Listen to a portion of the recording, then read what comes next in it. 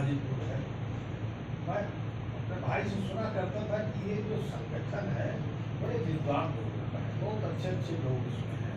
तो जिज्ञासा शुरुआत से ही इस बात से थी कि एक ऐसा भी संगठन है जो विद्वानों का है, बड़े बड़े ब्रांडेड पर्सनालिटी इसमें जुड़ी हुई है। फिर एक कार्यक्रम यहाँ कानपुर में हुआ था, उसमें मुझे आने का मौका भी मिला, लेकिन वो 2-3 घंटे का कार्यक्रम था तो ऊपर से सब निकल गया। लेकिन जब यहाँ आया और यहाँ रहा तो यहाँ कई तरह के माने लोग मिले, मोती भैया जैसा होकर वक्ता मिला, और ये महात्मा मिले जो भीड़ में भी अकेले हैं, और सेवा भाव करने वाले तो इतने लोग मिले कि कभी मैंने कल्पना नहीं की थी कि इस तरह भी लोग सेवा करते होंगे। मैं तो मेरे लिए घर में भी जो बिना नमक का बनता है 400 लोगों के लिए बनना होता तो हमारे लिए गड़बड़े हो जाता कि अब अकेले के लिए कहाँ बनाओ 4 लोगों के लिए, तो इस तरह बनाना। लेकिन यहाँ बिटिया वगैरह जो थी ये अच्छा वो उसी तरह का बना के देती थी जैसा मैंने से बताया था, या हमारी किया था। और घाटों से उतरने में थोड़ा दिक्कत होती, तो चाय भी बिटिया जहाँ हम लेटते थे वहाँ लेके बिना शक्कर की ले आती थी। तो इस तरह से यहाँ कई तरह के व्यक्तित्व, कई तरह की चीजें मिली। तो जो मैं हरा भरा था, बहुत कुछ हमारे मन में भरा था, तो उसे अगर कम शब्दों में हम कहना चाहें तो वो अपने आप खाली हो गया। अब यहाँ से आप दारू नहीं पिया बस, तो वहाँ डिफेंस में तो फ्री मिलती है, और इंडियन नेवी का खाना पूरे तीनों फोर्सेज में सबसे बेस्ट होता है। नॉन वेज में आप सुबह दोपहर शाम सब खाते हो, तो मैं खाता रहा, खा के अपनी इंटेस्टाइन वीक कर दी, खराब कर दी, डाइजेस्टिव सिस्टम वीक हो गया।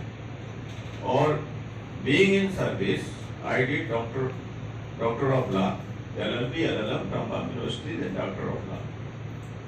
अब वहाँ लगता था कि कोई गर्लफ्रेंड होना चाहिए।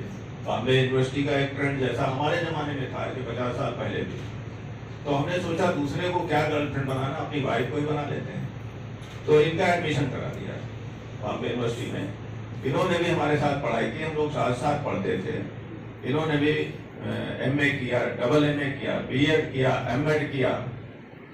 तो हम दोनों इस तरह से, और बच्चे भी पाले। PCS में इनका जब मैंने ट्रेजरी अफसर में हुआ, PCS किया, वहाँ being in service I applied for PCS, UP PCS। तो पहली बार में मेरा हो गया था उसमें एज ए ट्रेजरी अफसर, और इनका 5-6 नंबर से रुक गया था। लेकिन फिर हमने थोड़ा सा 420 किया। हमने सोचा ये अब दोबारा बैठेंगे तो SDM हो जाएंगे, और हम ट्रेजरी अफसर रहेंगे तो हम नीचे रहेंगे। तो इनको हमने समझाया MA M.Ed किया और टीचर बन जाओ। अब कहाँ वो PCS करोगे।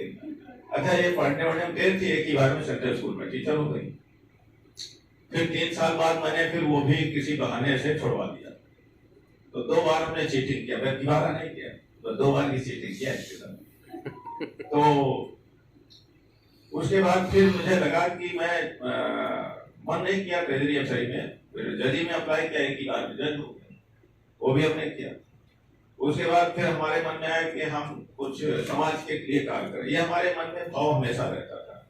तो हमने सोचा समाज में लोगों का भला करने का और क्या तरीका है।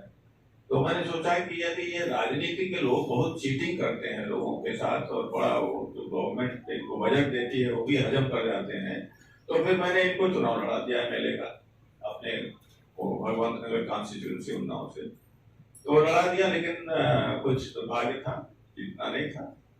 तो बहरहाल ये हारी हुई विधायक भी हैं। तो ये मेरा बहुत ही संक्षिप्त परिचय रहा, और गांव ग्रामीण परिवेश का रहने वाला व्यक्ति हूँ। अब विषय आती उपलब्धियां। अब उपलब्धियां इसी में हैं कि इन्होंने तो बताया नहीं, मैं बता रहा हूँ।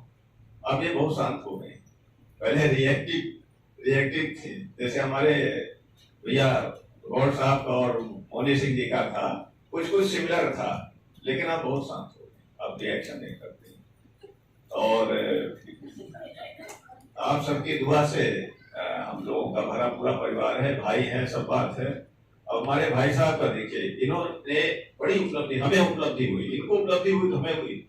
परसों शाम को 4 बजे आप जब ले रहे थे सेशन तो आपने एडमिट किया, आपने कहा कि बच्चा हम तो आज 75 साल की एज हो रही, मेरी 68 प्लस हो रही, तो इनकी हो रही 74 प्लस, 6 साल का डिफरेंस है, बीच में एक भाई और है। तो भाई साहब ने कहा बच्चा हम तो अब तक गलत जिंदगी जीते आ रहे थे, यानी 75 साल तक इनका जीवन कुछ ऐसे रहा जो अपने में महसूस किया कि हम गलत जी रहे थे।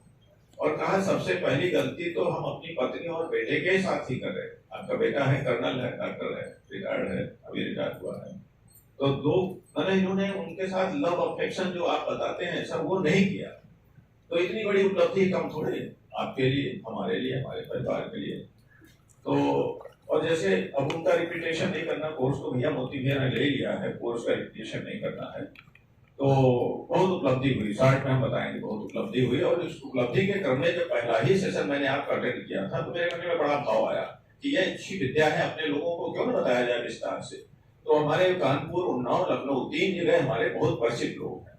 तो कानपुर में ही 10-20 लोगों से चर्चा किया तो उन्होंने कहा भाई एक हमारा भी करा दीजिए, हमारे लिए भी करा दीजिए कोर्स। लेकिन उनके पास समय नहीं है कि वो 4-6 दिन 8 दिन बिताएं, क्योंकि गृहस्थ जीवन में फंसे हुए हैं। लिहाजा हमने फिर तोमर साहब से, जिन्होंने हमें फंसाया यहाँ पे, तो इनसे हमने रिक्वेस्ट किया कि हम लोग बात करते रहते हैं। हमने कहा यार कैसे किया जाए कि एक 3 घंटे का क्रैश कोर्स कराया जाए। जैसे हम लोग तमाम सर्विसेज में रहे हैं तो 2-3 घंटे के क्रैश कोर्सेज होते हैं। तो फिर आपने बात किया यहाँ बगड़िया साहब से और सब मैनेज करके, कमलेश भैया और अभिषेक भैया सब लोग मिल करके एक योजना बनाई कि ठीक है भानु भैया को भेजते हैं 3 घंटे के लिए। उसमें एडवोकेट्स थे, बिजनेसमैन थे, डॉक्टर्स थे, मिलिट्री अफसर थे। तो ऐसे एक जंट्री 65-70 लोगों की थी। 3 घंटे का क्रैश कोर्स कराया। उपलब्धि थी तभी तो कराया ना, अब हम उपलब्धि नहीं गिनाएंगे, हो गया 60 में, लेकिन वो हमने कराया। तो हम गांव-गांव जाकर के जो कॉलेजेस हैं, एक कॉलेज में तो ऑफर आ चुका, उन्होंने 5 सितंबर बुलाया था, तो 5 सितंबर हम नहीं रहेंगे, हम स्वयं वहां सीखने जाएंगे। तो उसके बाद फिर वो कॉलेज में बुलाएंगे। तो चूंकि परिचय है बहुत जगह, तो कॉलेजेस में करेंगे। अगर यहाँ से अनुमति मिलेगी हेडक्वार्टर से तो हम कॉलेजेस में ये करेंगे और गांव में भी करने का ये कार्य योजना है। और हम तन मन धन से हम हर तरह से कृतज्ञता व्यक्त कर रहे हैं और करेंगे, आगे भी करेंगे। केवल तन मन से नहीं, इतना बड़ा इंस्टीट्यूट है, इतने लोग सब लोग आते हैं तो धन की भी आवश्यकता है। बिना धन के थोड़ी चलता है, धर्म भी धन के बिना नहीं चलता। जब हम अगरबत्ती लगा करके आरती करते हैं तो अगरबत्ती खरीदते हैं, उसमें भी धन की आवश्यकता पड़ती है। तो तन मन धन से हम लगे हैं और आगे भी तन मन धन से लगेंगे तो रहेंगे इस इंस्टीट्यूट के कई फिलॉसफी के साथ। और इस फिलॉसफी दुनिया की हमको यूनिक फिलॉसफी मिली, इसलिए ज्वाइन किया। नहीं तो हम तो बहुत संतों से परिचित हैं, तो 4.5 साल तो मथुरा में रहे हैं, 10-12 बाबा हमारे बिल्कुल बहुत ही क्लोज रहे और हम जब चाहें तो 8-10 बाबाओं को बुला सकते हैं। तो लेकिन हम जानते हैं कि वो काली कमली चढ़े न दूजो रंग, कि वो एक फिलॉसफी से इम्प्रेस्ड है, तो दूसरी फिलॉसफी वो एक्सेप्ट ही नहीं करेंगे।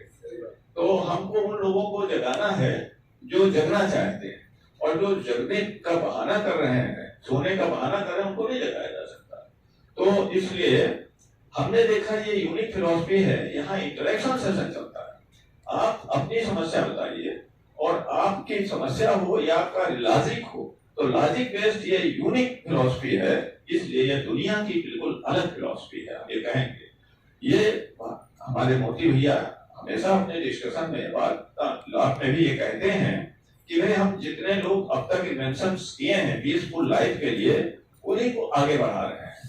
तो ये बात सही है, हम कंडेम नहीं करेंगे, नहीं तो फिर उसमें विरोध पैदा होगा। विरोध पैदा होगा तो फिर हमारे विरोध बहुत लोग खड़े हो जाएंगे।